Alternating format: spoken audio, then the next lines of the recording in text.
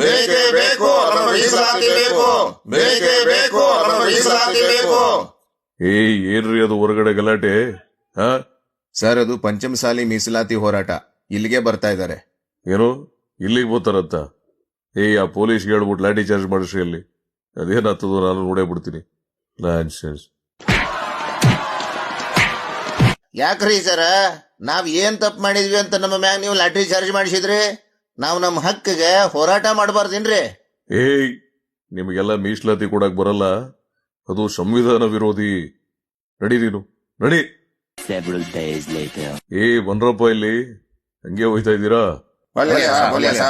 ನೋಡಿ, ನಿಮ್ಗೆ 10,000 ಕೋಟಿ ಕೊಡ್ತೀನಿ ಅಂತ ಹೇಳಿದ್ದೆ. ಇವಾಗ ಇನ್ನೊಂದು ಗುಡ್ ನ್ಯೂಸ್, ನಿಮ್ಗೆ ಗುತ್ತಿಗೆಯಲ್ಲಿ 4% ಮೀಸಲಾತಿನೂ ಕೊಡ್ತೀನಿ. ಕ್ಯಾ ಸಾಬ್, ನಮ್ಗೆ ಮೀಸಲಾತಿ ಕೊಡೋದು ಸಂವಿಧಾನ ವಿರೋಧಿ ಅಲ್ವಾ? ಯಾವನು ಯೂಸ್ಲೆಸ್ ಫಲೋ. ಕೇಳಿಸ್ಕೊಡ ಇಲ್ಲಿ.